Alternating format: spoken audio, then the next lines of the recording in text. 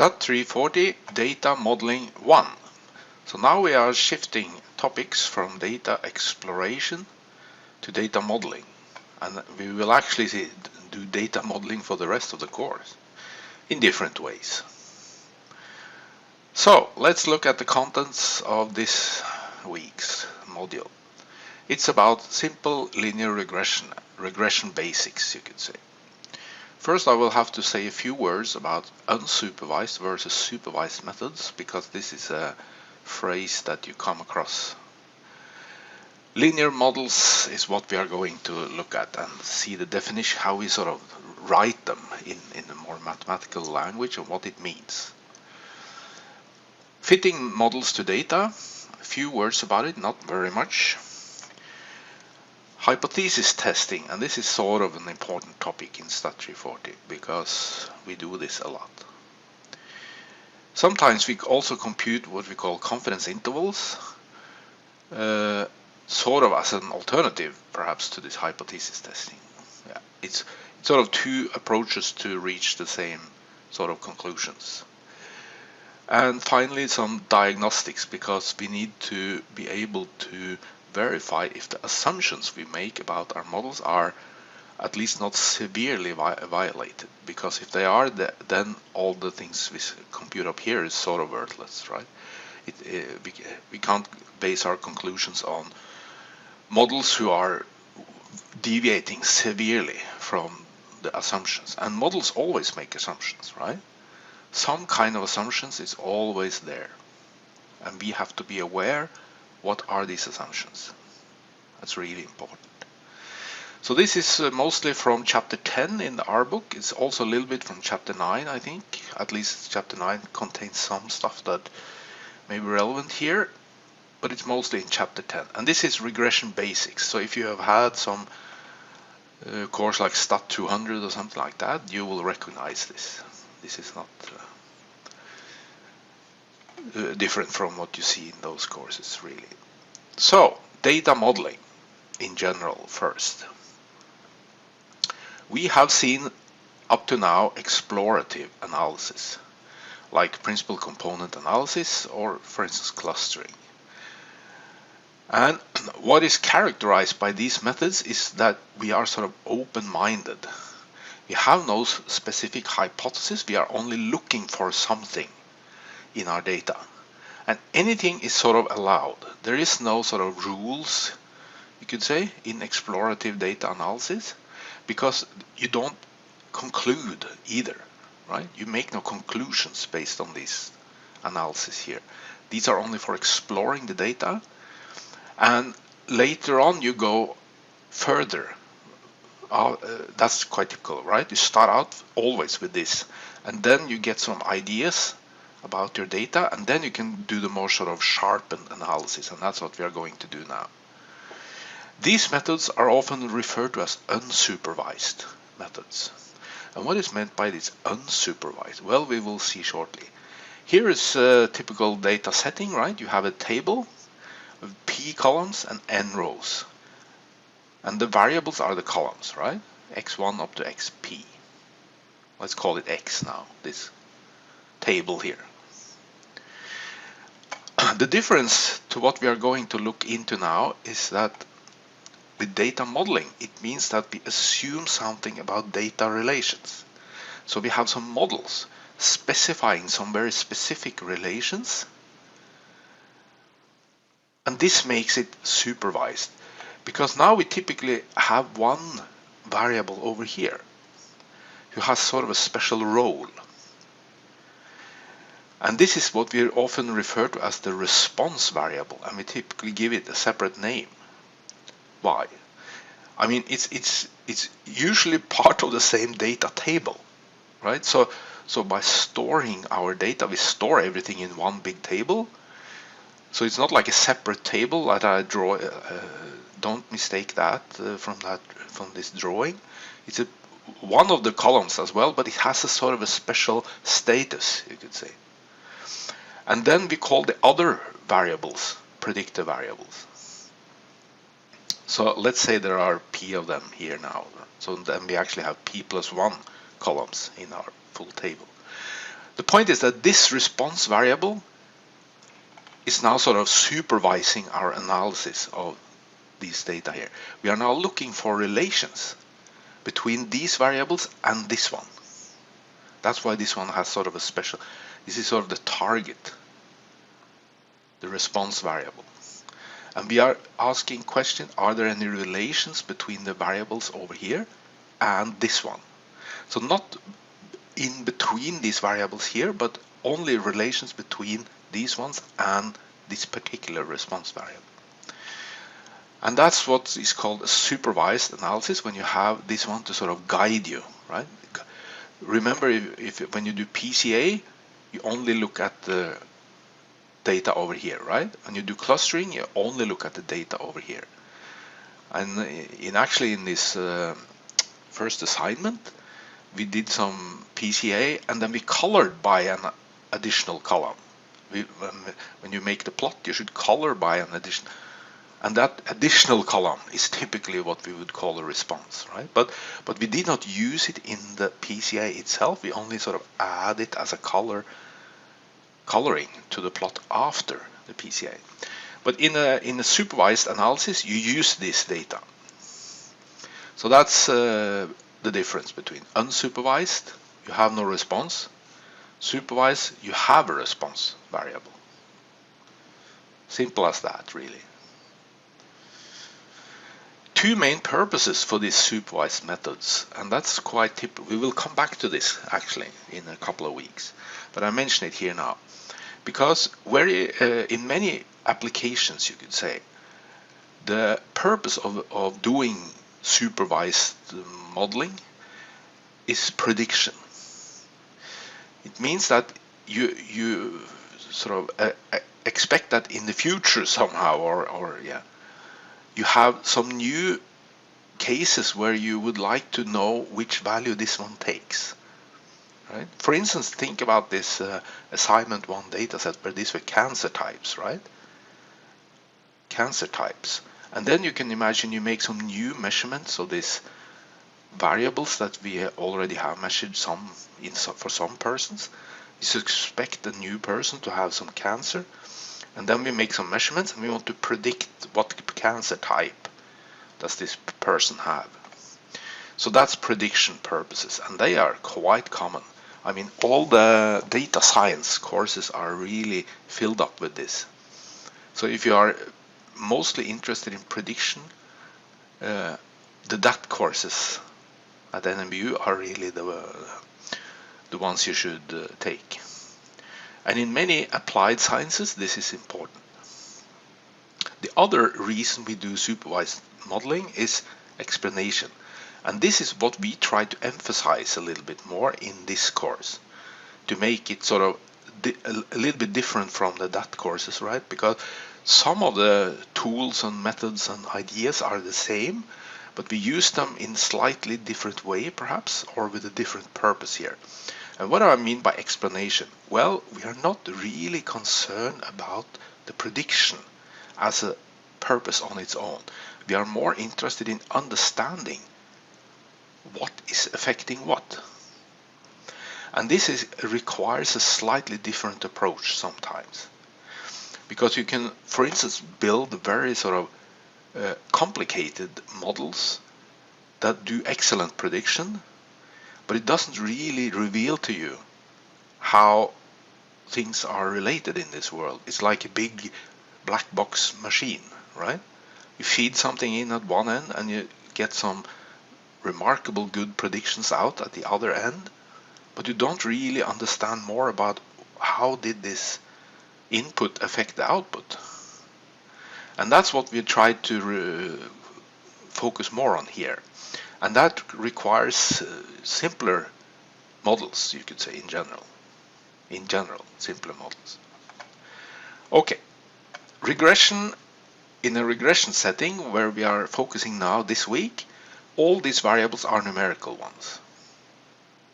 All of them. So my example with the cancer types were not good in that sense, because they were not numerical. So also the response variable is numerical. We will see later, already next week, where we relax this, But for this week, all variables are numerical. Think of them as they are sort of numbers, right? Small or large values in all the columns, both in the response and also the predictors. That makes it simpler. We start there. So, simple linear regression model, and here we have the data set now, right? And notice one of the columns is filled only with ones here, and we will come back to that.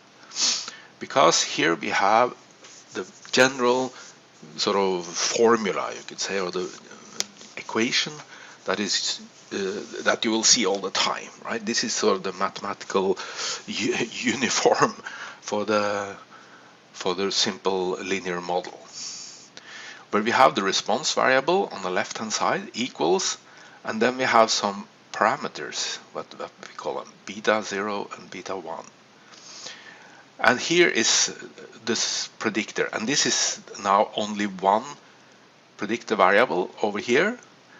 And actually you can see this predictor variable here that contains only ones. That's actually the one you have here. You could have written 1 times beta 0, right? But it's sort of a constant, right? This is constant, it doesn't vary.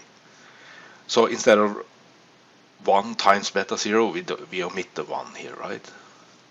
But you could write it if you want to sort of relate it to this column here. All the ones down here. And then we have some error term here that we call it. And this is really the important part, the error term. And this here is the first assumption now in this linear model, namely that this error term is normal distributed with 0 expectancy and some variance. Some variance. And why do I make this coloring here? And that's something I do only now. I will not do that later in the course, but I do it here now on these slides. Well, everything which is red is what we call stochastic variables. Yeah, let me just list the text under here first. First, y is the response variable, and we have observations 1, 2, 3, and so on up to n, right? Because we have always n rows and p columns. So that's why we have this index I here and here and here, right? So we have this one is observed values down here. The x's are the observed values down here, 1 to n. And yeah, x is the same, right? So that's the number of rows simply. EI is a stochastic error term, and this is not really something we observe. It's not part of a data set, right? This is something that we indirectly only will sort of observe. We will not directly observe this one, but it's there, and we will see shortly why this is important. It's also assumed that these error terms are independent. And what does that mean? Independent and identically distributed. It means that if this has a large value in one row, you can, or for one I value, it can have a small value in the next. There is no sort of trend in this one. It's not like when it's large for some observations, it's also large for the sort of the neighboring observation. This fluctuates up and down completely without any system, right? That's what independence means. There is no sort of relation between them. They are not. There is no information. If you have information of one of these, you have absolutely no information about the others, apart from what you see here. Yeah, we will come back to independence later in the course, actually. The red letters, yeah, that's what I was trying to explain. The red letters indicate stochastic variables, randomness. So notice that we always assume that our response variable has an element of randomness. And this is important, element of randomness, because people tend to think that whenever something is random, it is completely impossible to know its value. And this is of course wrong, right? It's not like either things is completely determined or completely undetermined. This is a mistake to think that. Big mistake. You can have random variables, but you can still say a lot about them, right? It's not like any value is occurring, even if it's random. It just means you cannot say with 100% certainty how it's going to come out. But this uncertainty can be quite small, right? So don't confuse randomness with sort of we don't know anything. It's not like that. The blue letters are what we call parameters. And these are not random. These are constants. These are fixed constants that doesn't change, but they are unfortunately unobservable. We cannot observe them. We cannot see them or measure them or count them or whatever. These are unobservable quantities. But these are the ones we are actually interested about because these describe the relations. The parameters are the ones that describe the relations. And notice we have three of them here. We have two here and one over here, the variance. So these are the intercept and the slope and the variance. Three unknown parameters here. And note that the expected value of this response variable can be written like this because the expected value of this term is 0, right? And this is always 0. And why is it 0? Well, because if there was some constant here other than 0, then we can just sort of add that to this constant here. Because we don't know the value of this yet, right? So if it was like a 1 here or 2, then we can say, okay, but then this is just 1 or 2 bigger and still keep it as 0. So it's senseless to have anything else than 0 here. No point in any, because we will capture that in here anyway. So this is always expected 0, this residual or error term, and that's why the expected value of y, then this one sort of disappears and we only are left with the blue part. So notice how the expected value of a random variable is also blue. It's also a parameter. In this case it's actually described by 2 parameters plus this one, but it's blue, it's not red. The same with the variance of y. Since this part here has no variance at all, this is not stochastic, it's only the variance of the error term that is the variance of y. So both these two are parameters. Expected values and variances are always parameters. We cannot observe them directly. We can estimate them, and that's what we are going to look at next. But we cannot directly observe them. Think about that. So let's explain sort of the geometry, you could say, of this. So here we have now the x-axis and the y-axis, and we have now, instead of having 2 x-axes, one of them is called y, right? And here we have then the regression line, and I draw it in blue here because we have the blue beta 0 over here, the intercept as we say, and this is whenever x has the value 0, beta 0 describes exactly where the regression line cuts through the y-axis. So this is the y value when x is 0, right? You could see that from the equation in the previous slide as well. And the slope is actually how steep this curve is, right? So if you move 1 unit on the x-axis, you move beta 1 units along the y-axis. So that's the slope. Intercept over here, slope. And the bigger it is, the steeper the curve, right? Or if it's negative, it's falling. So that's and this one describes the relation now between x and y, right? Because if you change the values of x and you stay on this line, if you change the values of x, you also change the values of y. And notice that if this one was 0, then this blue line is completely flat like this. And it doesn't matter how much you move along the x-axis, you will not move in this direction. So then you have no relation between x and y. And that is a particularly interesting case that we will always sort of ask about Is it real? Is there a relation or is there no relation? Right? This is the important one, beta one.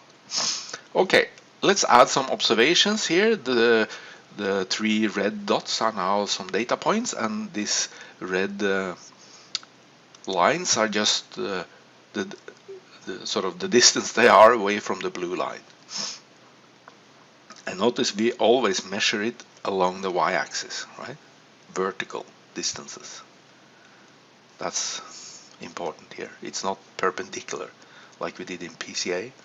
We did perpendicular distances into the line. Here it's along the y-axis. So here we now have, for instance, this is the first observation. So this is then x1, and over here you find y1. So this we have seen before, right? That each sort of data case in a data table is like a point in the space of spanned by the axis, right? By the variables. And here you have another data point then, and here you have another data point, right? The two coordinates, x1, y1. And then the residual, as we call it, is this one.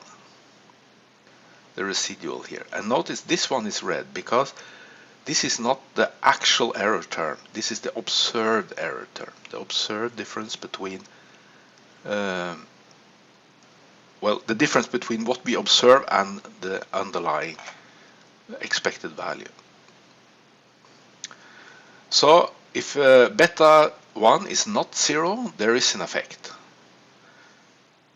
If we move along the expected values here, this is sort of the, if there were no sort of stochasticity, no randomness in the world, all the observations would lie on this blue line, right? The red dots would be blue, blue dots, and they will be on the line all the time. But they are not. Our data are imperfect. They are slightly random. This deviates from the line. Sometimes positive, sometimes negative. But it's not like they are infinitely away from the line. They are always in the neighborhood, but not on the line. Then the predictor variable is x is then able to explain at least some of the variation in y. Yeah. So it's not like it explains everything in y, but it has sufficient sort of power to explain some variation then, if this has if we have a slope, either positive or negative, but different from 0.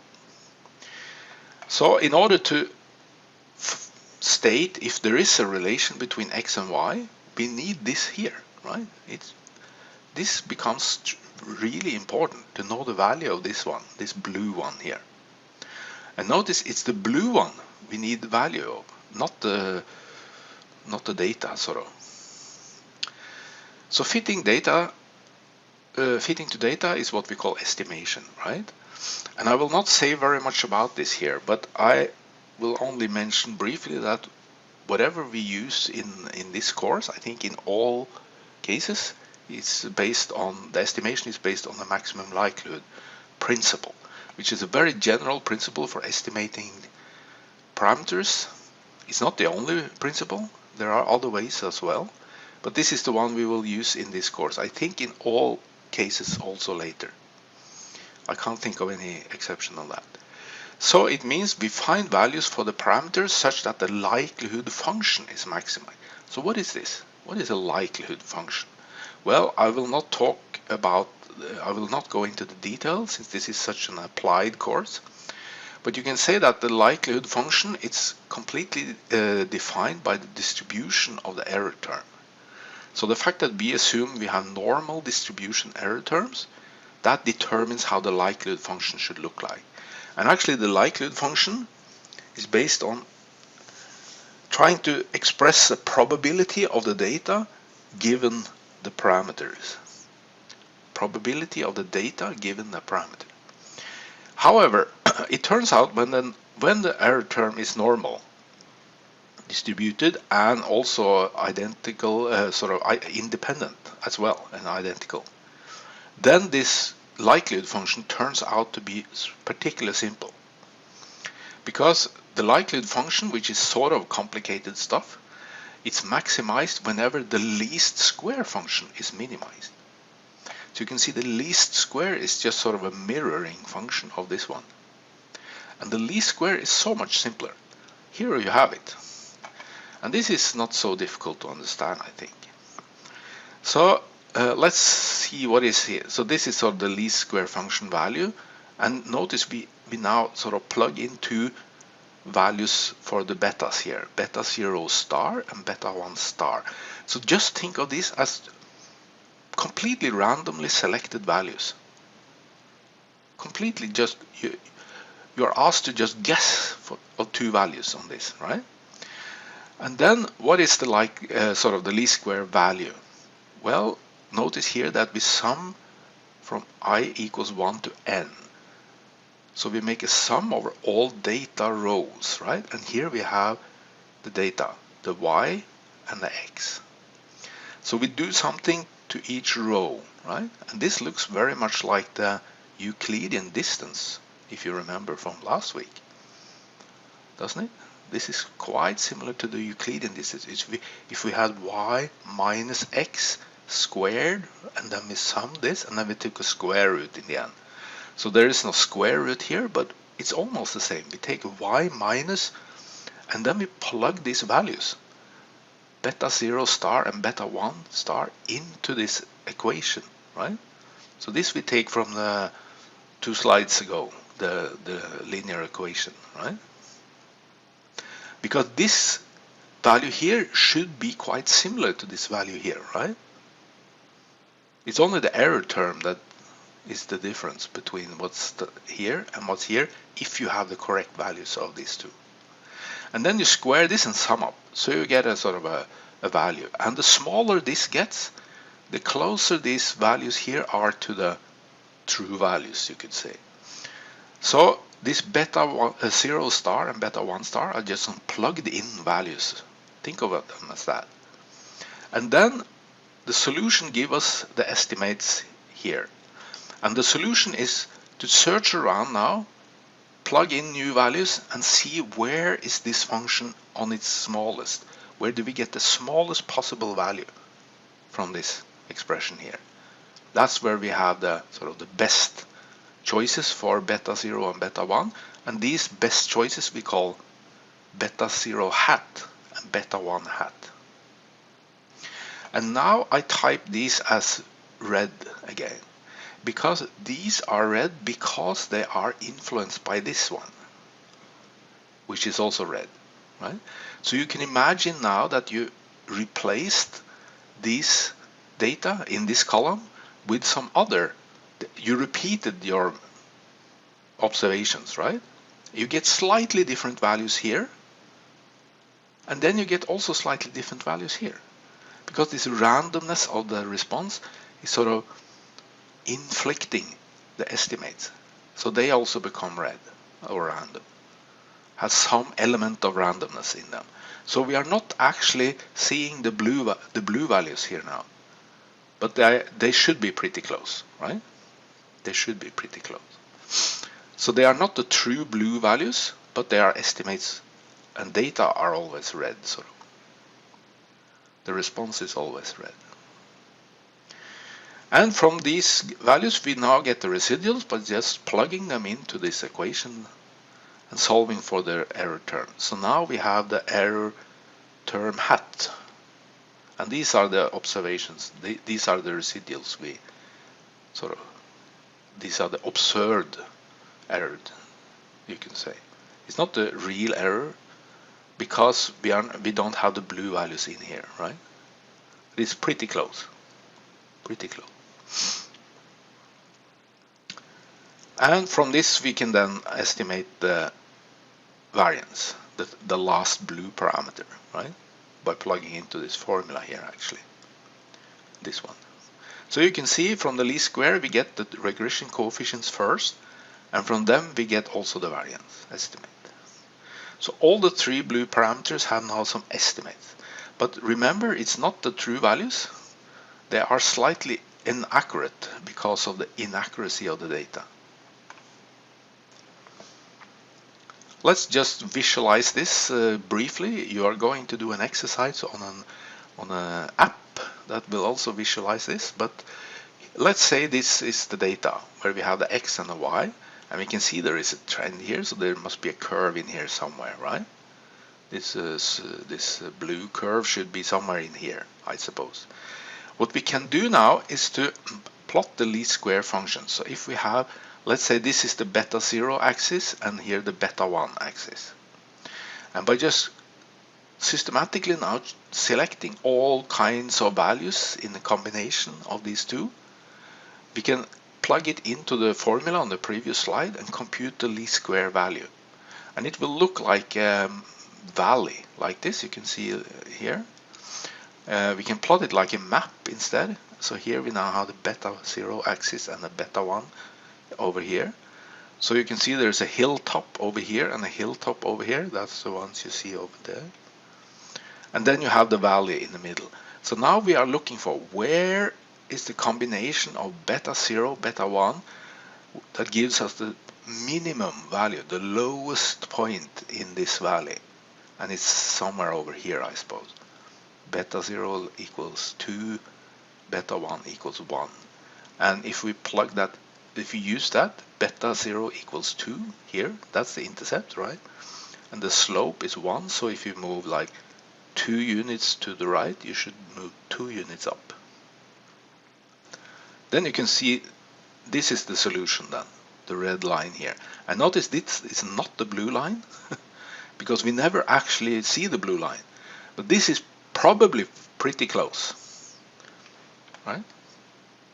If you have good data and you not too much noise in the data, too much variation in the data, this one is pretty close to the blue line that you never really see. In as I said, in the exercises there is an app that you will try out where you can actually explore this a little bit more. So finally, the model fit. Once we have fitted the model, fitted this to the data, does it fit the data well? And a common way of sort of displaying that is what we call the R-square statistic. And what is this? First of all, let's define this one, SSY, sum of squares along the y. And what is that? Well, you take simply the mean value of the observations in the y column, right? And you take all of them minus this mean value and square them. And sum over all rows again, right? So this is sum of square y. We also have a sum of square error, where we do exactly the same thing for these ones, except that they also always have a mean value of 0. So you can say that it's actually the same expression, but the e hat mean is always 0. So we can write it like this directly. And then R square is this formula here. You simply take the latter divided by the formula 1 minus this. And then you can see that if this is sort of the spread in the response before you consider the model, and this is what is left behind of spread after you have subtracted the model fit. And if the difference here is big, if this is much smaller than, because this will always be smaller than this one, it cannot be bigger, then you have made something severely wrong in the model fitting. So this one will always be smaller, slightly smaller than this one, and if it's much smaller, then you can see that this one is much smaller than this one. Then you have close to 0 here, so R squared becomes big, or close to 1. Then you have a good model fit. Let's turn to R and see how we do this actually in R. Well, let's have a look at this R session then. And inspecting data, fitting and diagnostics. Well, first it's about fitting the data. So let's load some data first, and I just copy this code over here. I made myself a new script in my STAT340 folder. I can save it as script week 4. Week 4. Whoops. Typo there. Never ever use Norwegian letters in file names, that's for sure. So let's just run this and make sure I run it here. It's not really important because I don't read any files, but still. The body data, that's the data set that I want to look at, and we can see some summary of it, or we can just inspect the first rows using the head function.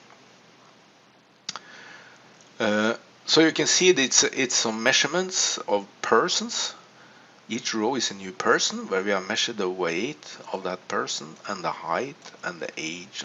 And it's some body data simply, right? Yeah, and also the age.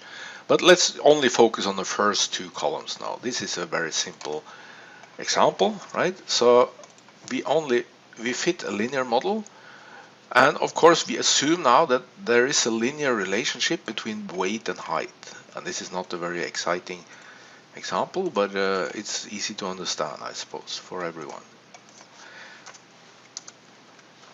Fitting a linear model. And this is really simple in R, because there is a function called lm that will fit any sort of basic linear model. We will see some other functions later. Let me put some spaces in here to make it more readable. And notice how we specify the model. We specify first the response. This is the response. This is our y, right? And then we have this operator here, this wave-like. It's called a tilde. And this you need to be able to find on your keyboard. It's not always so easy to see where this is on your keyboard, but that's something you have to do now, because this we are going to use a lot. And then you specify here the predictor variables, or in this case it's only one, right? So we have, this is the y, the weight, and this is the x, height. Now, and then comma, and then you just indicate where is the table, which table did you take this column, because these are column names, right? These are column names, and it doesn't make, this function here doesn't know which table you're talking about unless you specify it over here. So this is how you typically do it. There are some other ways of doing this as well. We will probably see some variations as we go along, but this is the basic way. And then this, what does this function here do? It will do this least square fitting to the data, right? Trying to find estimates now of the beta 0 and beta 1 that will minimize the least square function based on these two variables. And it will also compute a range of other stuff that we will see as we go along. That's why it stores the output in a list-like object, and I call it lm object here now. You can call it whatever you like, but I tend to stick to this sort of convention. It's an lm object because I use the lm function, right? And it's a sort of a complex object. We will have a look. Let's run it and see. It's super fast, and here we see now the lm object, and it's a list with 12 sort of list elements. We can actually have a look at it, and here you can see it contains a lot of strange things in here. We will get to know this as we go along. So let's first of all try to plot this result of the fitting. So let me just copy this code here first. Plotting data and regression line, and I should now type fitted regression line so I don't confuse it with the actual underlying true sort of unknown regression line, because that's unavailable to us. So yeah, I load the tidyverse because I want to use a ggplot. So what I do here, I take the original data table and I mutate in a new variable. And this is and the rest is just ggplotting. I will not go into the details of that. You can do that on your own. But this is the important part here now. So notice I add a new column to my data table. I call it fitted. call it whatever I like, but that seems like a good name because this is now, and notice I take from this object a vector called fitted values. So if we go in here again and look into this object, you will see down there. And that is actually, these are the values that will be on the regression line that we have now on the sort of predicted regression line, on the fitted regression line, right? So these are the values of y that y should have had, you could say, if the values were exactly on the line, on the red fitted line. Of course, the actual values of y are in here. They are the observed weights, right? So that's why if you compare the weight here, 65.6, 80.7, to the fitted values here, you can see they're not the same. These are bigger, right? Or smaller. But we will see them when we plot now, because now we put this fitted value into the same data table, and then we plot first the raw data as they were originally, height against weight, and then I plot with as a line height against fitted, and I add a red color and so on. So let's have a look at this plot.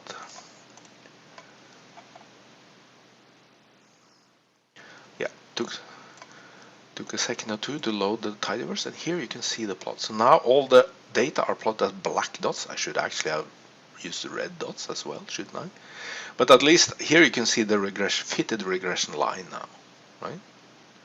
As a red thick line here, and you can see it lies sort of steadily inside the data swarm, minimizing the residual sum of square.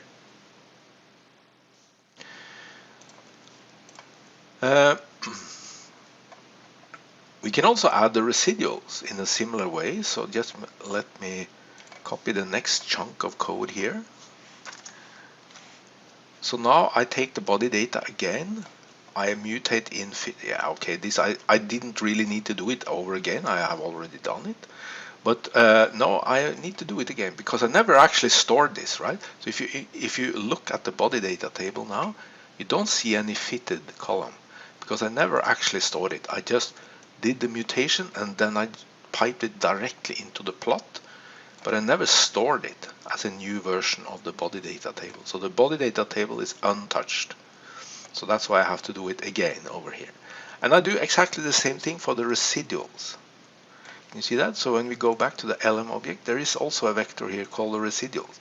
And these are the deviations then, right? Between the distance from the black dots down or up to the red line. That's the residuals. So we can also plot them.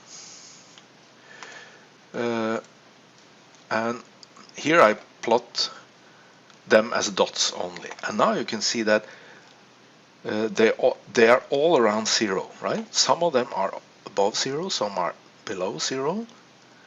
But if you compute the mean value of these ones, it's always 0. They are always balanced around, equal amount of deviations in both directions. So that's why if you go back to that formula for the SSE, you don't have to sort of subtract the mean value because it's always 0, so subtracting 0 doesn't change anything, right?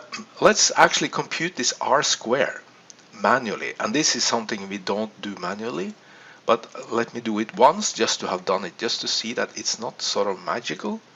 There's nothing magic in here. And here is what we need to compute that R square, right? First we need the data, the Y values, right?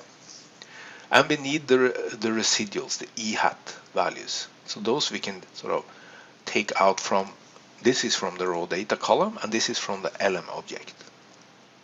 So here we have them, Y and E hat. They are two vectors, in this case 407 elements in both. And then we compute this SSY in this way, as we saw in the formula on the slide. And this is how you do it in R, you could say. So we have SSY. no, sorry, SYY. Yeah, it should be SSY, I think. You can call it whatever you like. I think I rename it here now. SSY. I think that's a better. Wasn't that what we called it? Let me just delete that one. It's it doesn't matter what you call it, right? But we should actually try to use the same phrase. And this is also SSE instead of SEE. Yeah. Okay, this is the sum of the residuals, squared residuals, and then we have the R squared here, right? As the SSE divided by the SSY. Oops. And what is the R square value in this case? Yeah, it's 0.51, 52, yeah. And it's not super big, it's sort of halfway between 0 and 1. If this is very close to 1, it means that you have sort of captured almost all the variation with your model. Because here, then this value will be very small compared to this value, right? So this is the variation before the model. Sorry. Undo. This is the value before you fit the model, and this is the value sort of after the variation. I mean, in Y after you fit the model. So we reduced or we captured sort of 50%, you could say, of the variation here. It's not bad, but it's not super good either.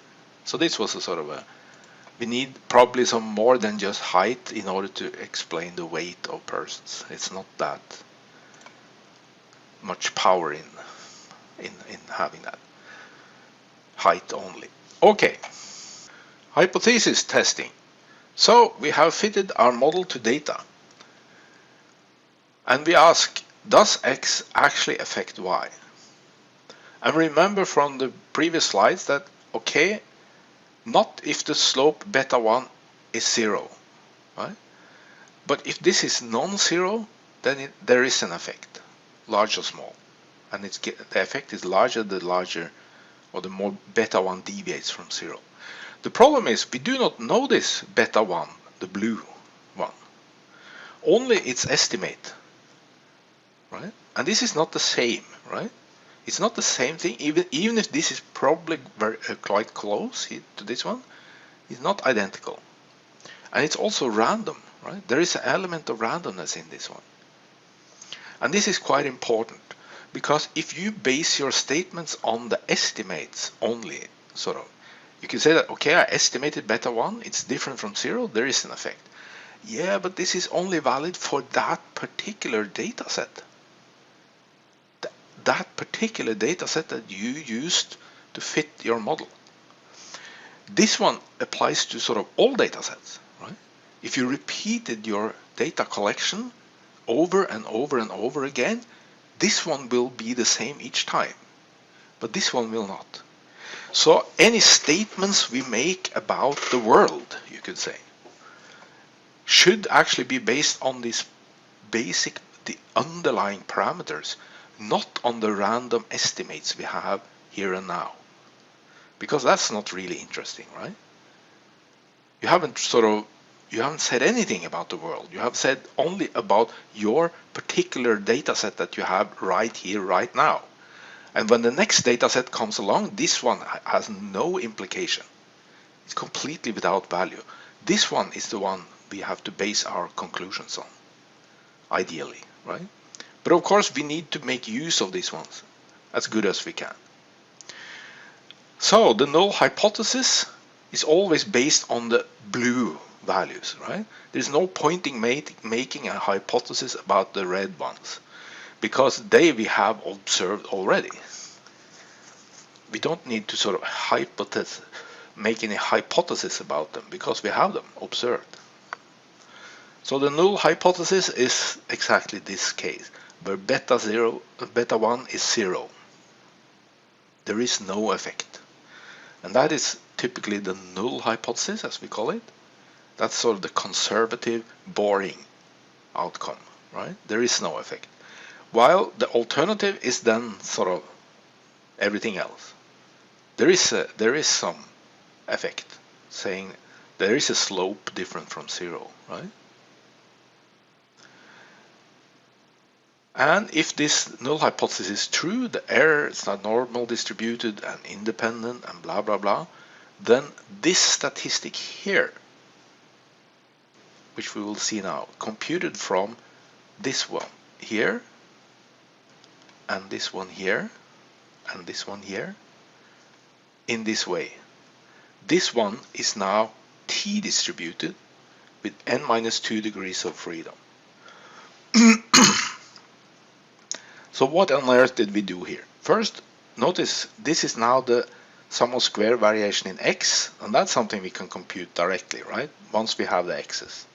We did the same thing for the y's. We called it SSY, and this is SSX. The sum of square of variation in x. This one we saw in the previous slide. This is just the estimate of the variance, or it's actually the standard deviation, which is the square root of the variance. So the only difference is we have added this square root here, right? But you can recognize it's the same formula as you saw a couple of slides ago. We have the observed here, residuals, and then we compute the estimate of the variance or standard deviation. And then we have what we call the standard error of the beta 1 estimate, which is then this one divided by this SSX square root. So you can see why we computed these two. We need them here to make this one. And this one in turn we now use inside this formula here. So here we now take the estimate beta 1. So here it comes into play. Here it comes into play. Minus 0. And why is it 0 here? This is actually the same 0 as you see here. Because the null hypothesis is that beta 1 is 0. That's why we subtract 0 here. So it doesn't, well, you could have just plugged in this one, right? But I include it here just to emphasize that it's how much this one deviates from this target value, which is now 0, right? This is one we have our hypothesis around. Beta 1 equals this particular value.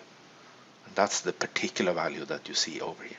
And then you divide by this standard error. So this actually sort of takes, you can imagine what you do here. You ask how far is the estimate away from that target value, and we should, in order to sort of get this without any sort of units, we divide by the standard error of this estimate. So the bigger uncertainty we have here, the smaller this one gets, right?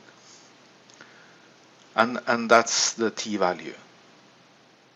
And this t or test observer, or whatever you like to call it, this value that comes out here now, is then, according to the theory, is t distributed. And the t distribution is another probability distribution, right?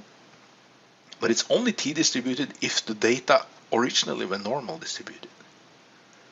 So there is a relation here between the normal distribution and the t distribution. So if you start out with data which is very far from normal, you can still do these computations here, of course, but this one will no longer be t distributed with n minus 2 degrees of freedom. It will be distributed with some other distribution. We don't know. But we know that if this one is normal, then this is exactly t distributed. This can be proved mathematically, which is not something we will do. And then we proceed with the hypothesis testing here. So if the null hypothesis is true, then this estimate should be around 0, right?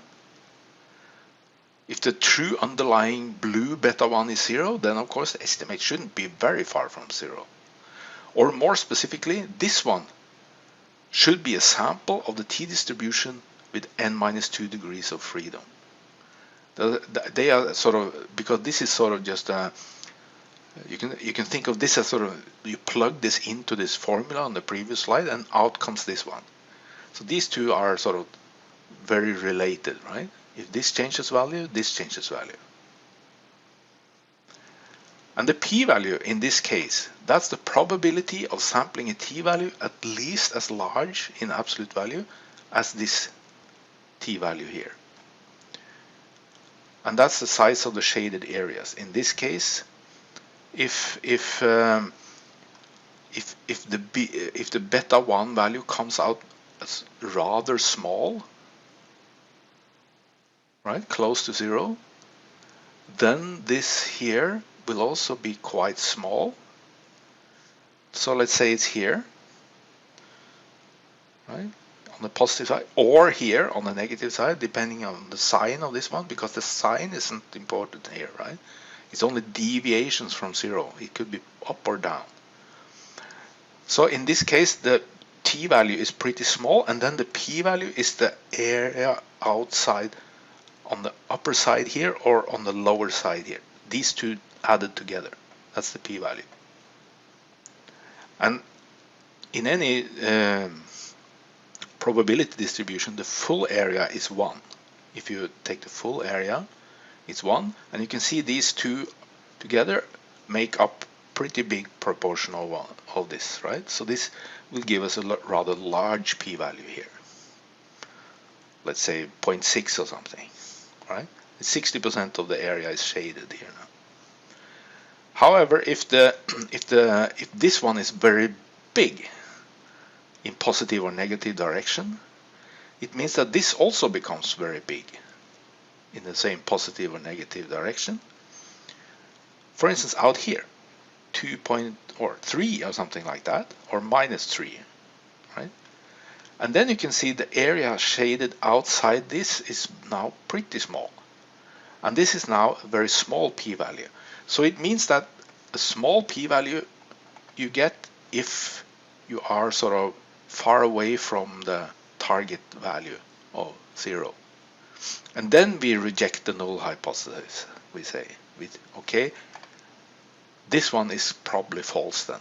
We would not be able to observe this big t-values if this one was true. So that's the hypothesis testing. We will come back to this. The confidence intervals, yeah, that's also something we frequently see because it's sort of an alternative approach. So instead of doing a point estimate, as we say, and get one single value of as an estimate for the underlying betas, we sometimes make what we call interval estimates. So instead of the true value is, we get the true value is somewhere inside, right? Instead of pinpointing one particular value, we say that it's between two values somewhere. We don't really say more than that.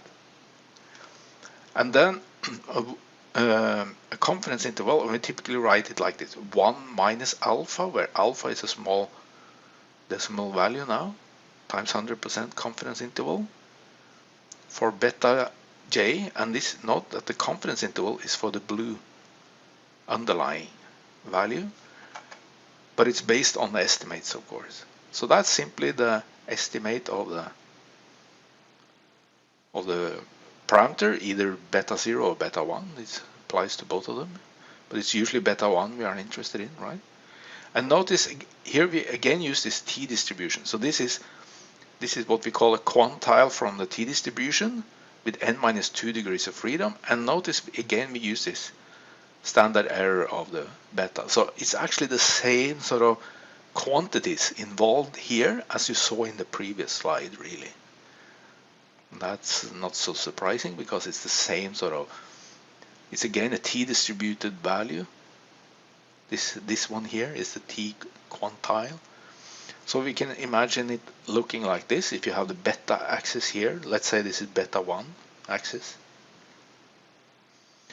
And here we have the estimate of beta 1. And then we make sort of an interval on both sides of it. So we say that from down here to up here, somewhere inside here we have the true underlying value. That's the interval here, the confidence interval. So somewhere inside here is the blue value, you could say. with this much confidence. And how much confidence? I mean, the bigger confidence, the closer you get to 100% here, the bigger this interval gets. Because if you want to be absolutely sure about the blue line being inside the interval, you should make the interval big, right? So actually it doesn't, yeah, you can't make 100% confidence because then it's infinitely big in both directions. And that's because this value becomes infinitely large. So a 90% confidence interval, and this is sort of tricky. People never learn this. But this is sort of the explanation. What does it mean to have a 90% confidence interval? If we repeated the analysis with new datasets over and over and over again and did exactly the same computations, right? Then the true value, the blue value, you could say, of beta, will be covered by this interval in 90% of the case, because for each new data set you get slightly different intervals, right? But the intervals you get by using this procedure will in 90% of the cases cover this true value. So when you compute one single confidence interval here, you could be unlucky, you could say, that this particular time the true value is outside the red area here now, right? But in 90% of the cases, it will be inside. That's what we mean by confidence, right? Yeah, this is sort of tricky. Read this and think about it. What does it actually mean? And notice the relationship now between confidence interval and hypothesis testing. If this interval does not contain zero, and why 0 here? This is again the same 0 as in the null hypothesis, right? The same target value. If the interval does not contain this target value, it corresponds to rejecting the null hypothesis. Then we can say, okay, the true value, if 0 is not inside here, then this the true underlying parameter here is not 0 with this confidence. We state that with this confidence. It's not 0, we have an effect. There is a relation between x and y. If that 0 is outside, it's down here, for instance, or up here. But if 0 is part of the confidence interval, we cannot reject null hypothesis. We cannot state that there is an effect. We cannot state that there is no effect either. I mean, it's common mistake to think that if you don't reject the null hypothesis, you accept it as true. No. You only say that you cannot distinguish between, right, H0 and H1. It's not the same as rejecting H1, not rejecting H0. Yeah. Let's turn to R again and do some practical computations. So we have from the previous session LM object where we fitted this model describing body weight as a linear function of body height. So let's see how we do this hypothesis testing. And that's really simple. We have the summary function that works also on this object. So let me copy this. Let's copy here into our script the summary of an LM object. And that really gives us almost everything we need. So if I just run this code, summary, you will get some output here, right, on the console. Let me click away this. So first of all, it's just a repetition of what is, how did we actually fit the data, what is the model behind this LM object. So then some residual statistics here, right? So you can see from the smallest to the largest, and some median and the first and third quartile. Okay, that's not so interesting. Here is the interesting part, coefficients. And here we can see one row now for each beta, you could say. So this is the intercept, that's the beta 0 row. And here we have the estimates, or the value, the output you could say, related to beta 0. And here we have the same for beta 1, the effect of height. So let's focus on this one. So first of all, this is the estimate. This is the beta 1 hat, the value of the slope that we estimate. Right? Here is the standard error, the one that we computed manually before, the SE beta 1, right? Standard error. And here is the corresponding t value that we also computed, or we saw in the slides how to compute the formula for how to compute this. And then here is the p-value. If we look it up, or actually here is the p-value. If we look it up because we know this one should be t-distributed, right? And we can see that this is a pretty large value. It's 20. I mean, the t-distribution is always centered around 0. And if you have values larger than like 3, 4, it's super big values, because it's even with lower degrees of freedom, which is sort of deciding the variance of the t-distribution. But its variance is never big enough. It's not that big, right? So 20 is a super big value. And if you sample this big value in the t-distribution, the area outside is super small. And this means, what does it mean? 2e minus 16?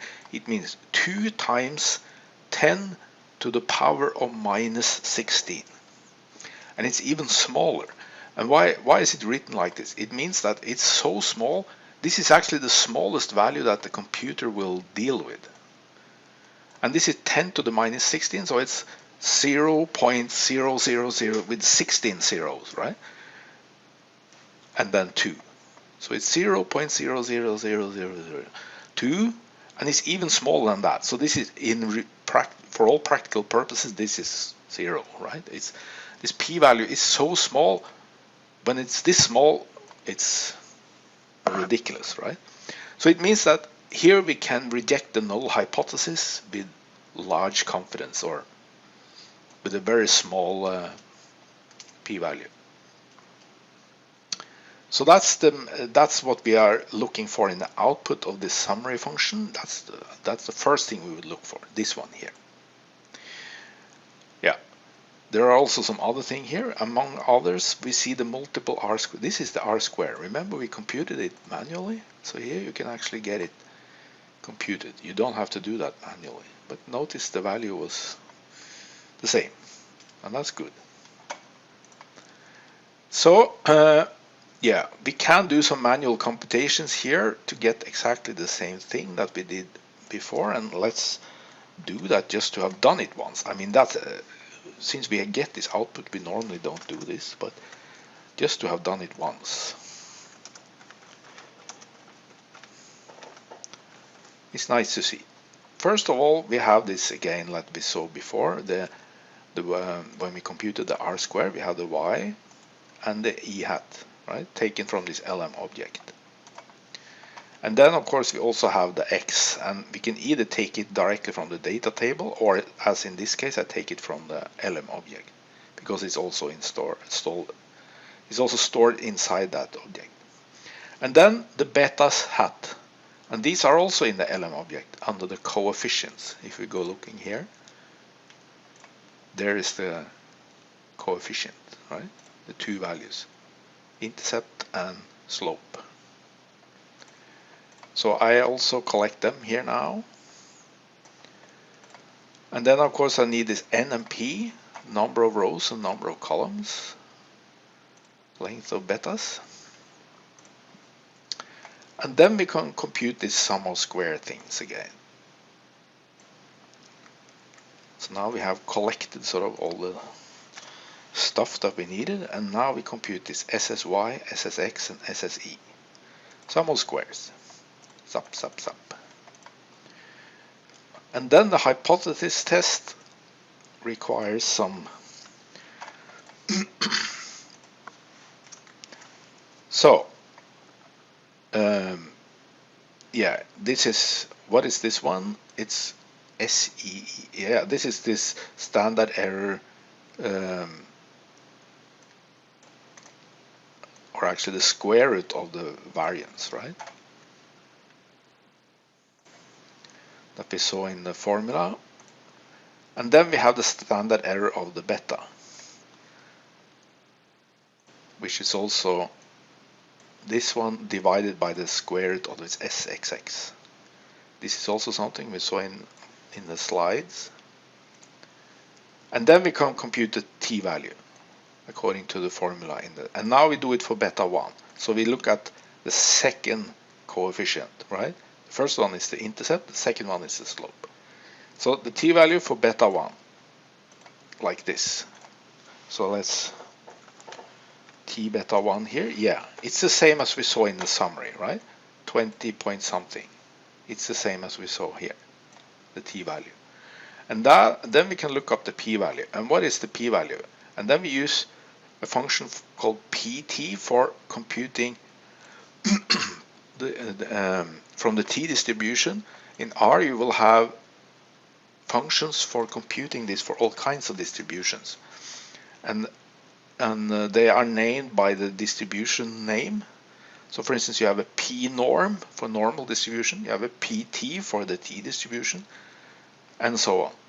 So here we now use the pt for the t distribution. We plug in this value here, the number of degrees of freedom, and we want the lower tail to be false. And then multiply by 2 so we get the p-value. That's, yeah, p-value.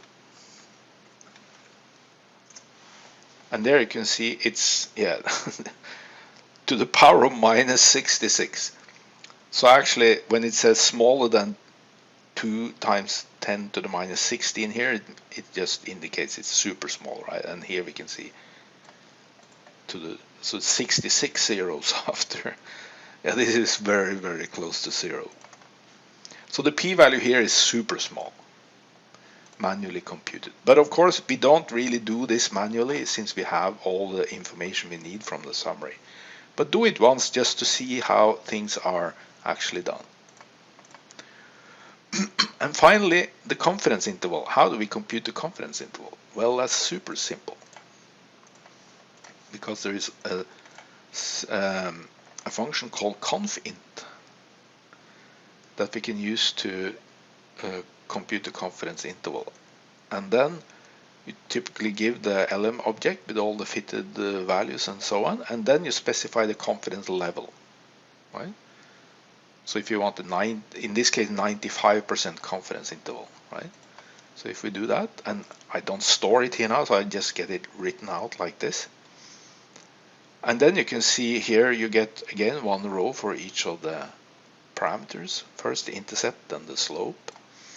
And here you now have the lower end and the upper end of the confidence interval.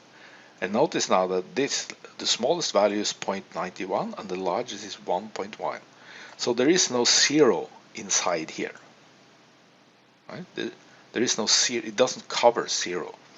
And that means that since we have a 95% confidence interval here now, we say that we can reject the null hypothesis at the 5% level. 5%, which is what we are away from 100% here. And that's the same as saying we reject the null hypothesis if the p-value is below 0.05. And we saw above that the p-value was super low, super much below 0.05 or 5%. So these two corresponds, right? And we can see the confidence interval is not even close to 0, right? It's around 1. And it's not very wide, around 1. So here we can state with high confidence that height surely has some impact on weight. A few words about the intercept, because we haven't sort of focused on that. And in the standard model that we have seen before, we have this intercept, right? And we could write, like I said before, beta 0 times 1, and that's why we have this column of 1s here, right?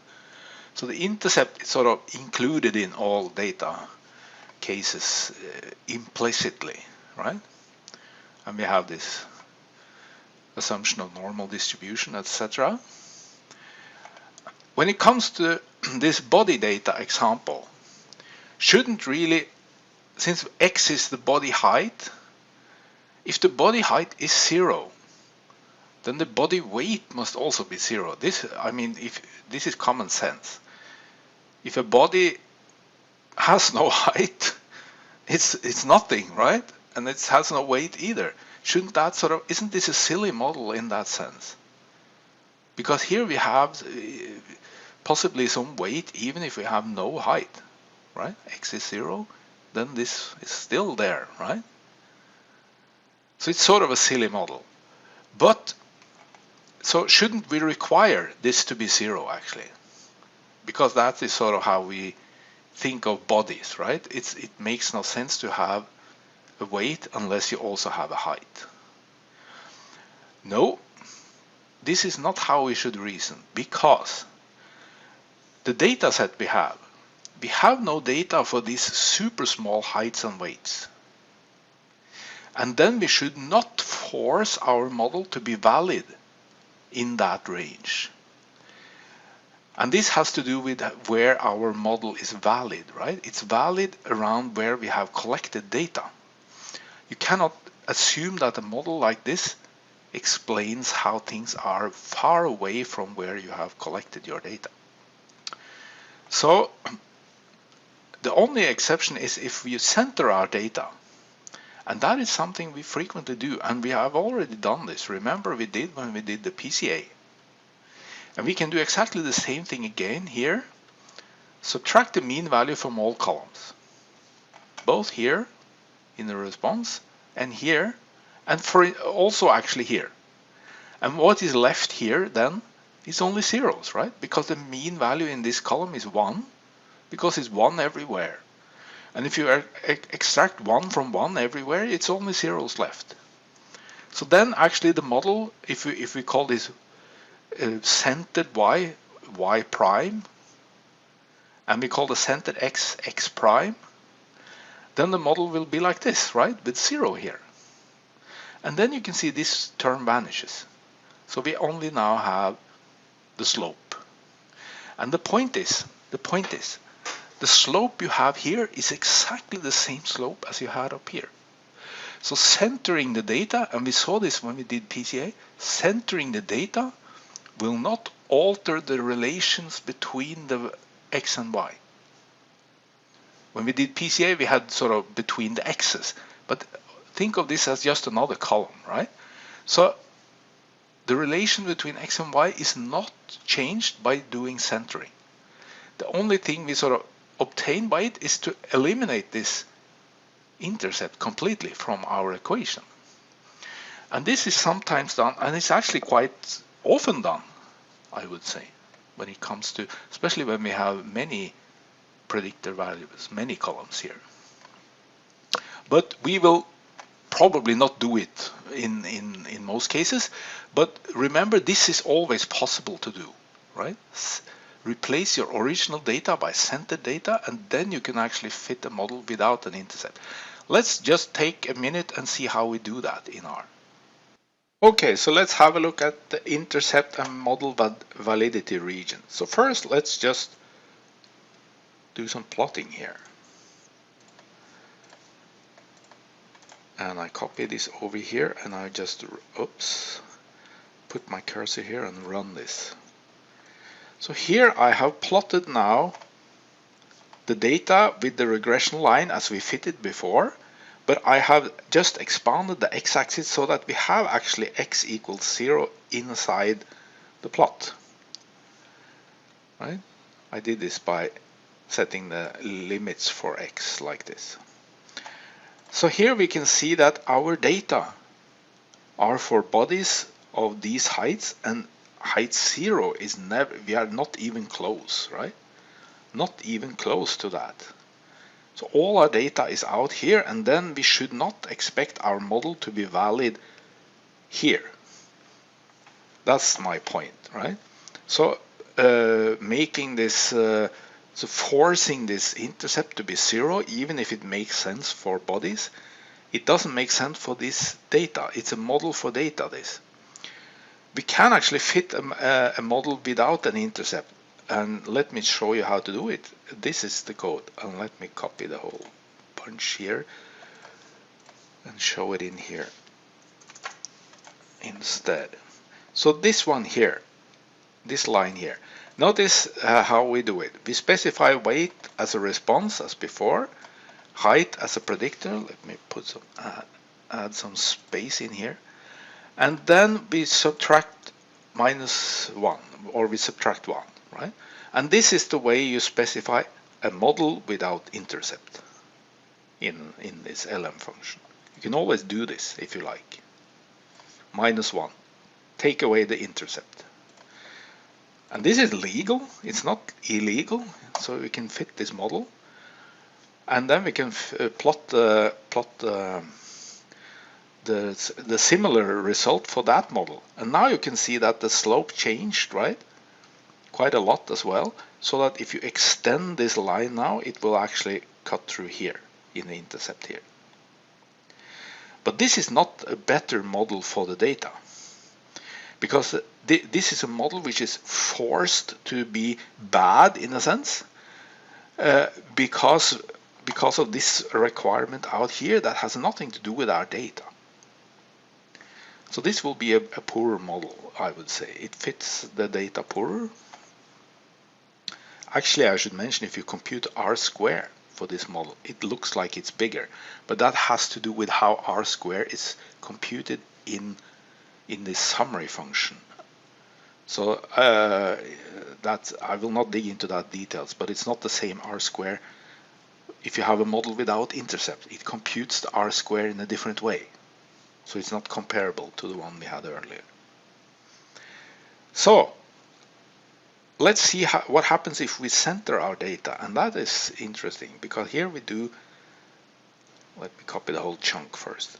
We have seen this before, right? That we can center data, and we do it again in the same way as we did with as we saw before. So we use this scale function. We take the body data and we center. Center equals true, but scaling or the standardization is false. And standardization is not something we should do without thinking, but centering we can always do. Standardization is not something you can always do, I would say. So, so let's run this and get just an alternative data table with centered data then, right? So if we just click open and look, we will see now the values are plus and minus here and plus and minus here. Yeah, varies along. Some are positive and some are negative. So they should have mean value 0 in both directions now. And then we can fit a model here using this center data. And notice now, if we plot here now, how it looks like. Now the x's are centered around 0, right? The y's are centered around 0, and the regression line goes through the origin here. It goes through the origin, 0, 0. And if we look at the summary of this model, this is what we called it, LMC for centered, yes. So if I look at the summary of this one,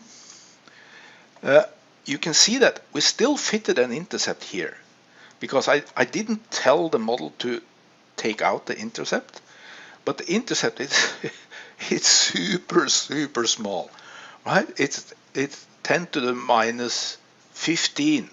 So this is, it's not exactly 0, but it's almost 0, and for all practical purpose this is 0 now, right?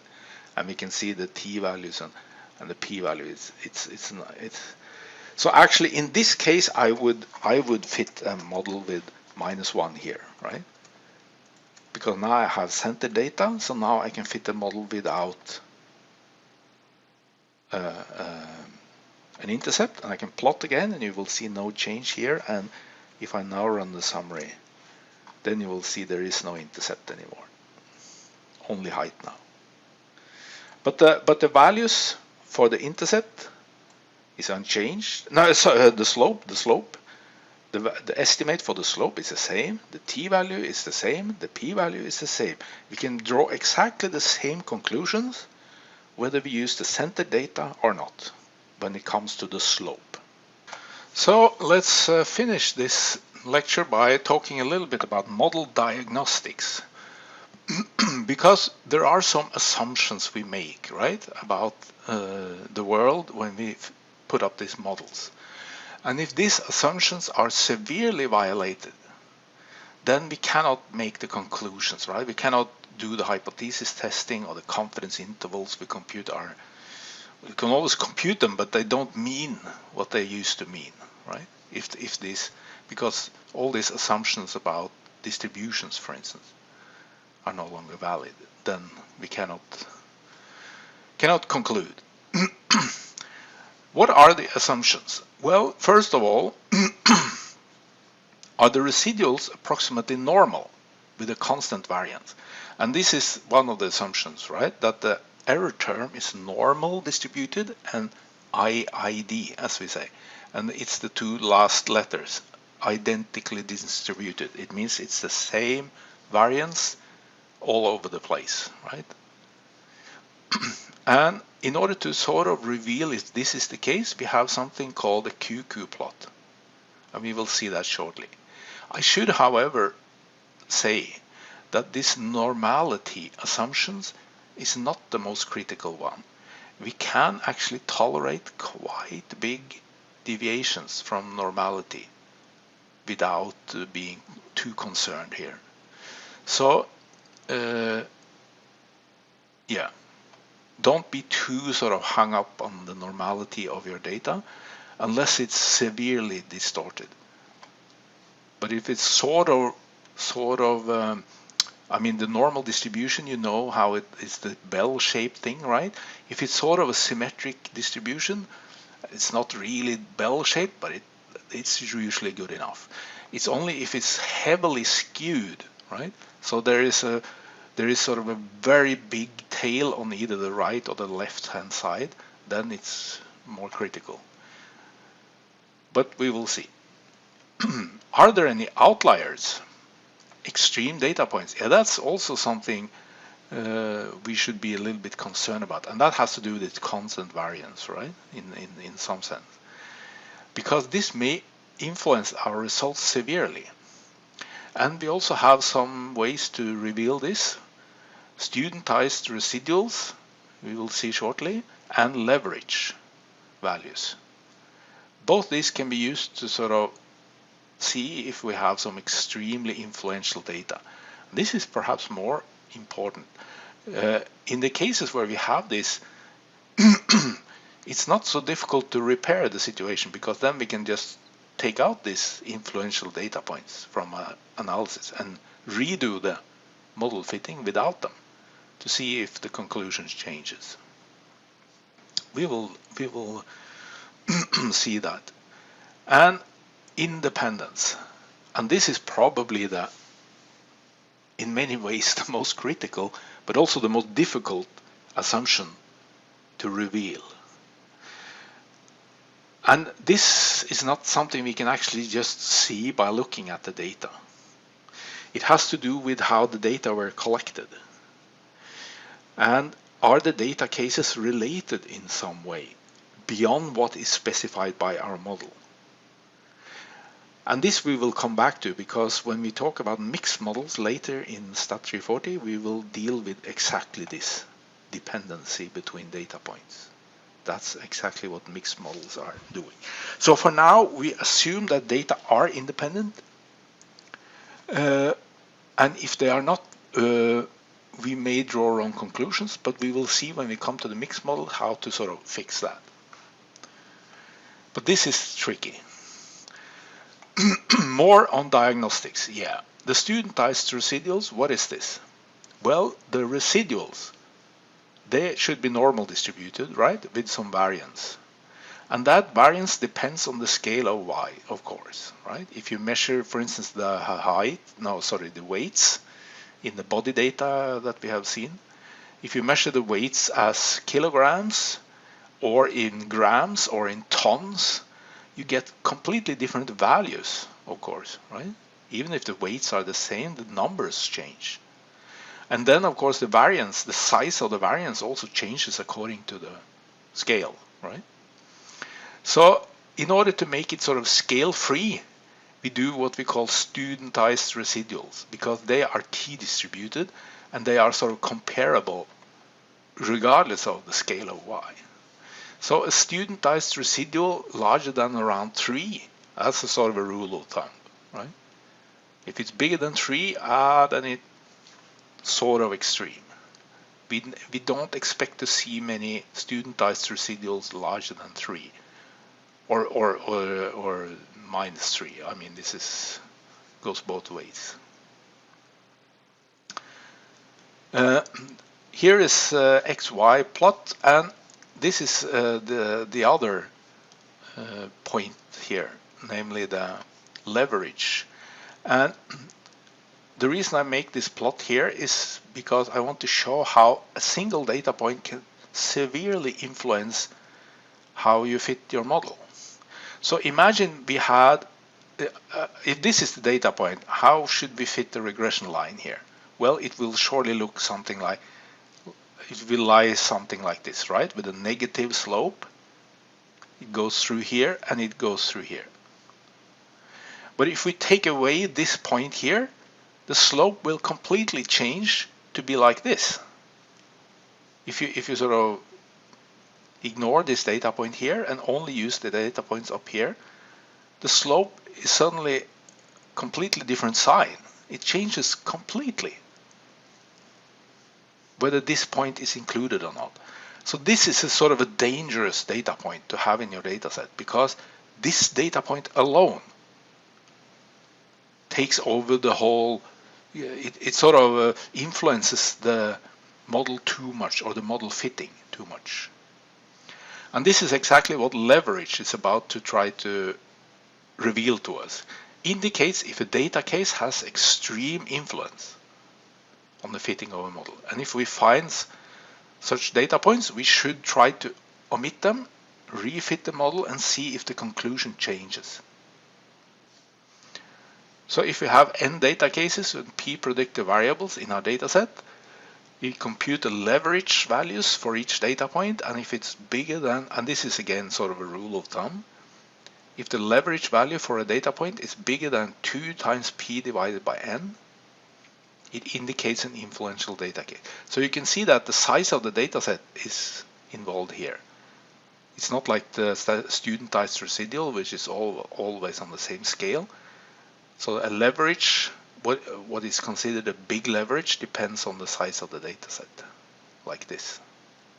But this is again sort of a rule of thumb. So it's not like it's a sharp threshold exactly here, but if you have some leverages above this, you should try to sort of take those data points out of your data set, refit the model, and see if all the conclusions change. I mean, the estimates will change, but they may not change very much, right?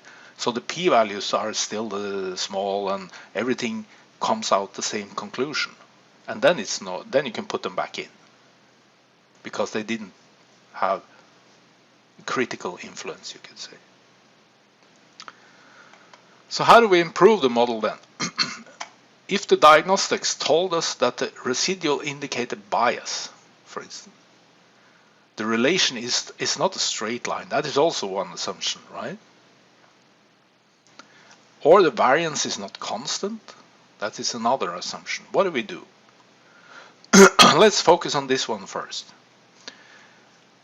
Well, linear models are not always straight lines, and that is perhaps a common mistake, that people think that linear models must be straight lines, because the linearity refers to linear in the regression coefficients in the betas.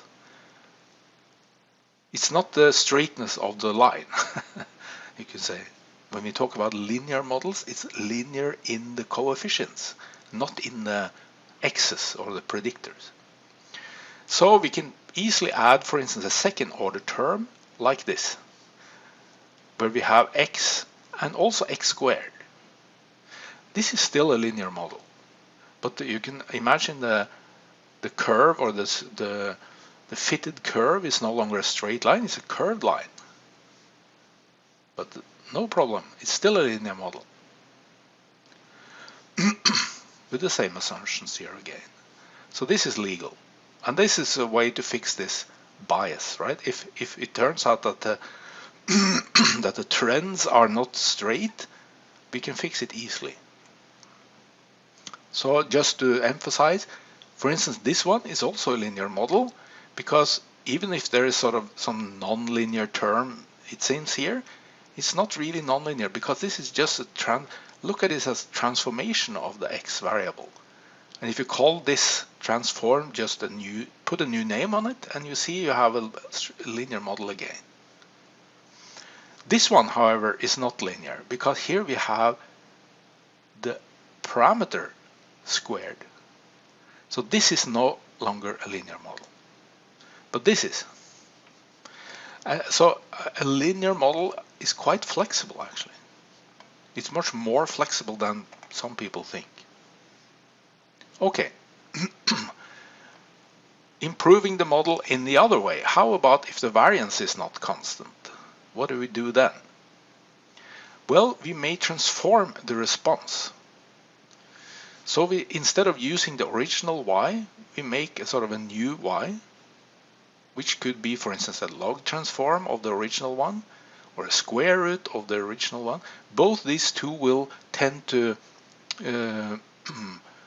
change the variances, so that, because typically if the variance is not constant, it's typically like this. The big y's have bigger variation than the small y's, right? And this is something you can easily imagine. For instance, if in the body weights, right?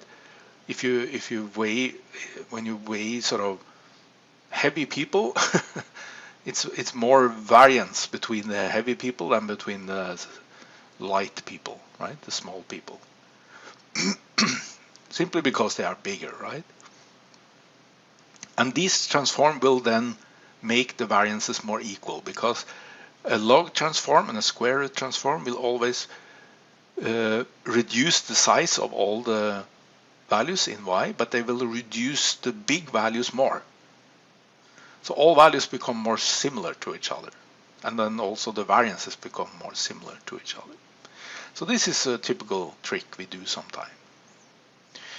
We can also transform the x's in a similar way, but that's not so common, and it makes it really a pain to interpret the relations. When you have a relation between a transformed x and a transformed y, it's really difficult to say how was the relation between the original x and the original y. Yeah, so try to avoid that, I would say, but okay, sometimes we do it. Yeah. And it's, as I say here, any transformation obscures the picture, so it makes things difficult for us. So we shouldn't do it uncritically. Let's go back in R one last time and see how we can do diagnostics and fix some problems. So let's see how we do model diagnostics in R. And that's by doing some plotting. Diagnostic plots. And here we have the function plot in R is behaves differently depending on the objects you feed it as input. So if you plot an LM object, you get the following plots. And let's run this code. And notice you have to go up into the console window and use the return button to get these plots, because there are 4 of them. And you get them displayed one by one. So let's look at the first one. And now this is based on the body data object that we fitted earlier, right? So here we now have what we call the residual plot. Along the x-axis you have the fitted values. So this is the sort of the predicted weight in our case, the body weights, right? The values are along the regression line from the smallest to the largest. And here is the corresponding residual, the deviation from the regression line. And what we should look for here in this plot, first of all, are all the residuals more or less around zero all the way? Because in total, if you add all the residual values, it becomes zero, because they're equally much positive as negative. Notice the zero here. But this should also be the case more or less for every part of the line, right? It's not like all the positive ones should be down here and all the negative ones up here. Then you have a bias. If that is the case, it means there are some systematic variation. But in this case, it doesn't look like there is much systematic variation. The red trend curve here is more or less on the zero. The other thing we should look for is if the variance is the same.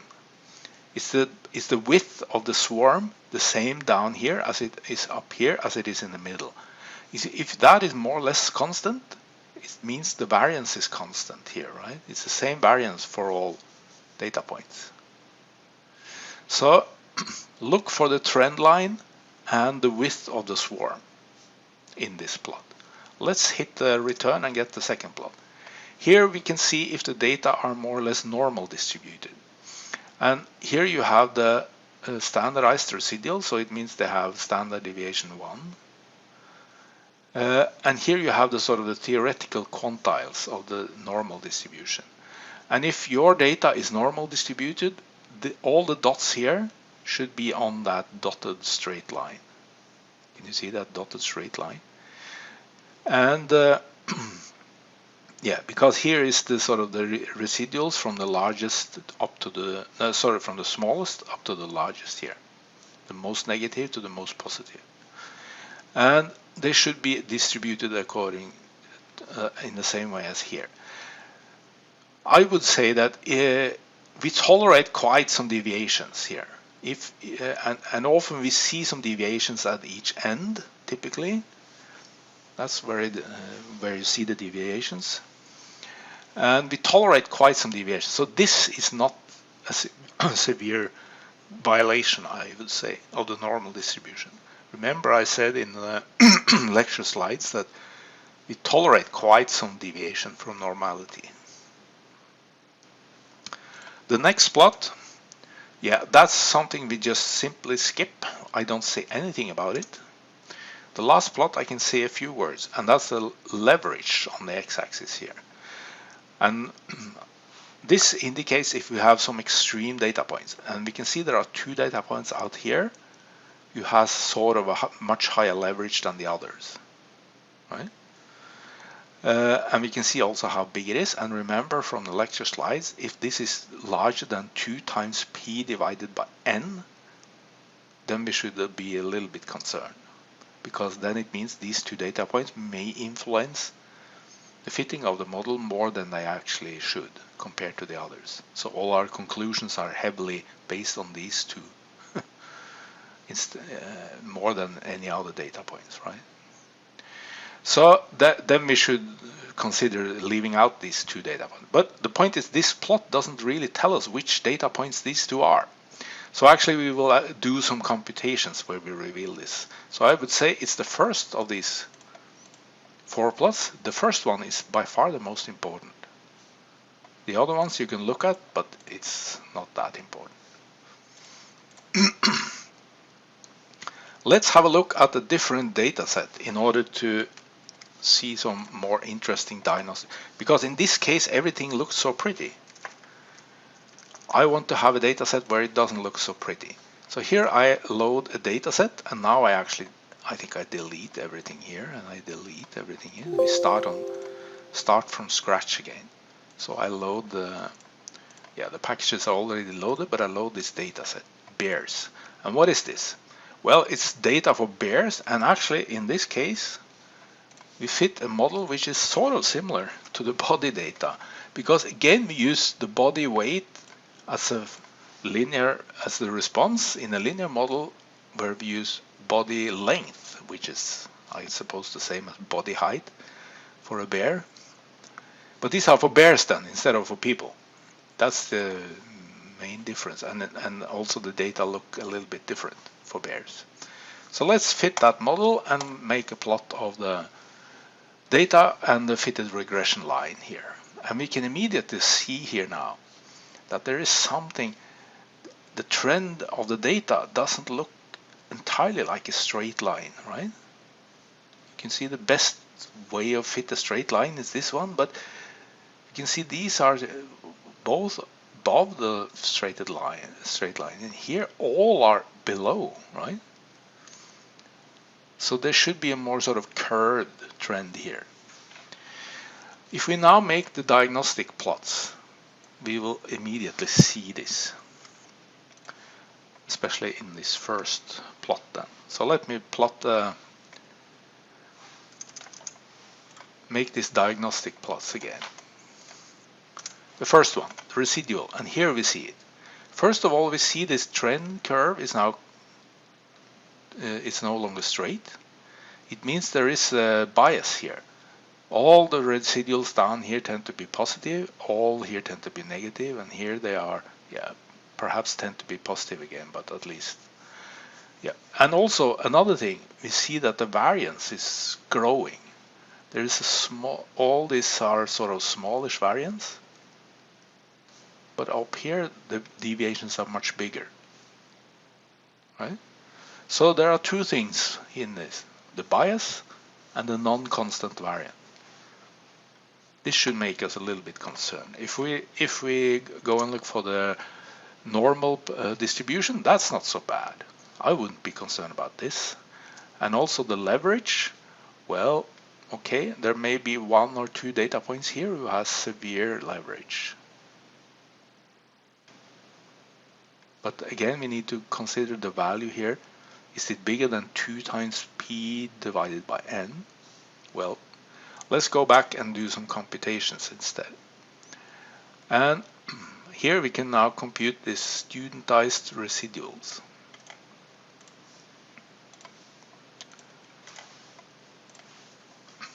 And there's a function for doing that directly. So let's compute the studentized residuals like this, and let's have a look at them. Oops, one for each bear. And we saw that if this is bigger than 3, then we should be a little bit concerned, wasn't it? Studentized residuals bigger than 3, but it doesn't look like it to me here. And if you are smart, you can sort them, right? So you have the smallest first and the biggest last. And here you can see the biggest one, 2.3. Now this is not critically big, so I wouldn't be concerned based on the studentized residual. Yeah, you can do the summary as well, like this, and you get the maximum and minimum like this. The leverages then, the influence measures. Yeah, this is the influence measures function. Will compute several influences actually, and if we take the summary of this one, it's the last one here. I will not talk about the others. It's the last column called just hat for some reason. These are the leverages, and we can see that 2 of them have been selected, data point number 14 and 20. They have suspiciously large leverage, and that's probably the 2 we see out here, right? So now and these have leverage. So what should the leverage level what is N and P in this case? Well, P is 2, but N is 24. So if we take 2 times 2 divided by 24, yeah, 0.16, and we can see these 2 are above that level of that limit. So these are perhaps a little bit of concern to us. We should look if this influences the data or the fitting of the model too much. So improving the model, first of all, let's look at the summary. How does this how does it look like before we do anything else? So we see that the length has an estimate here, the beta 1 coefficient, the standard error, the t value, and the really small p-value.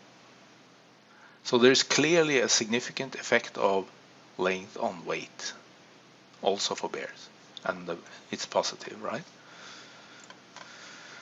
So that's not so strange, perhaps. So let's see if these two data cases with high leverage were crucial. So let's just refit the model now without these two data points.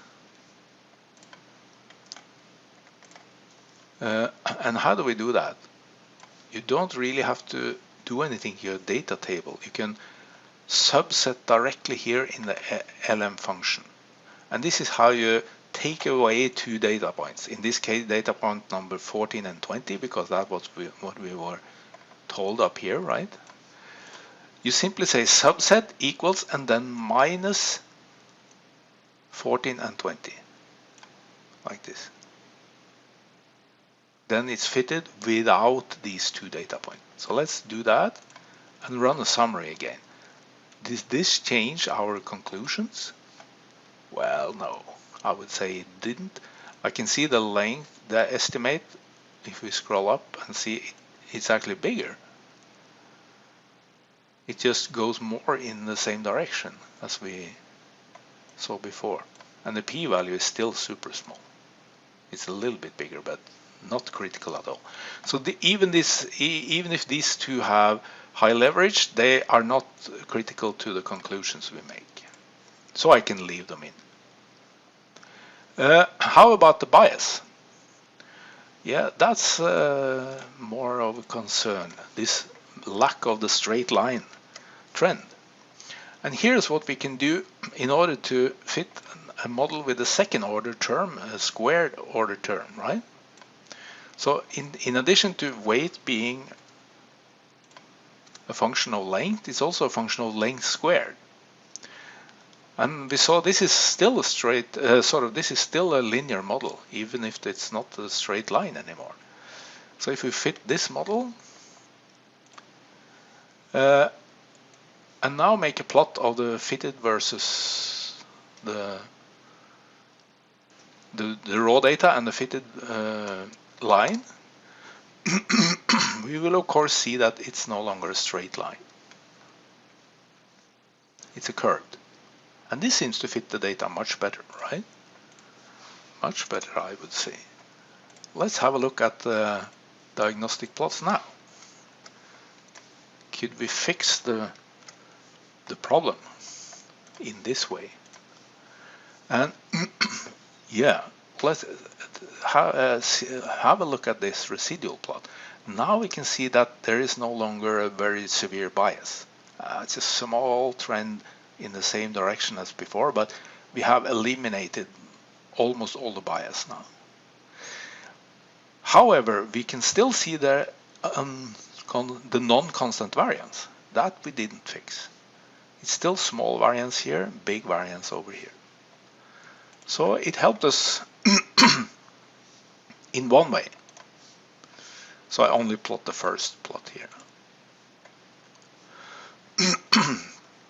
So how can we actually fix this variance problem?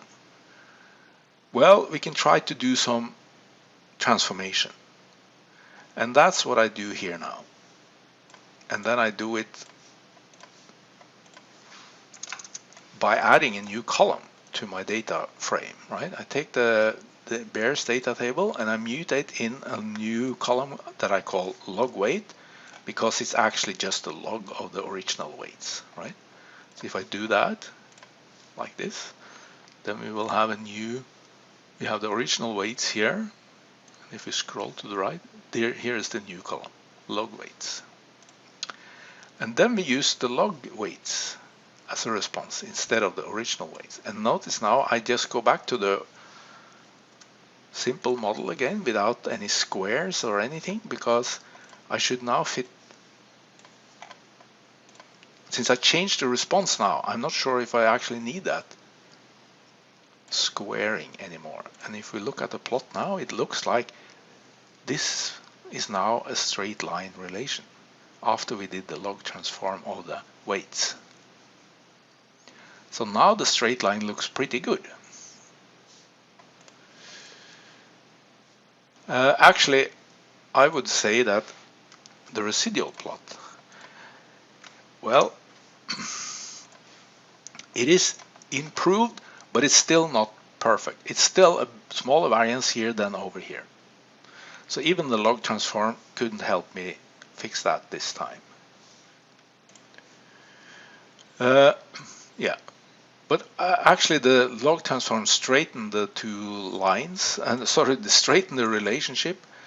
So if we look at the summary of both these models, both the one with the where we introduced a square term, and the one where we had a log transformed response. In the first case with the square term, we now have both a parameter describing the effect of length and also of length squared. And it's now really difficult to say how length affects weight, because it looks like it's negative, right? But it's not really, because we have the second order term as well. So it's really difficult to explain how length now influences weight, because it's sort of split in two terms. And that is actually the reason why I would prefer the second solution here by using the log transform, because now we have still a simple relation between length and not the weight, but the log of weights, right?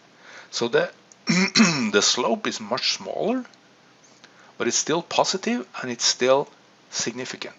So we can say that length has a positive effect on weight, because it has a positive effect on log weight, and log transformation does never change the sign of any relation.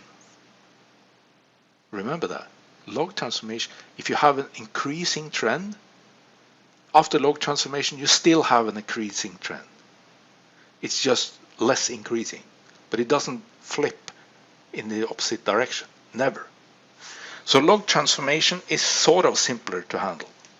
And that is so, important, I think, because remember, we are more focused on explanation. We want to understand the relations more than actually just how well we fit the data, right? So fitting the data well is not really a concern. It's only a concern because it's needed for us to understand the relations. And as long as we are focused on the explanation part, we should go for a simpler model. And in this case, the log transform was the simpler model.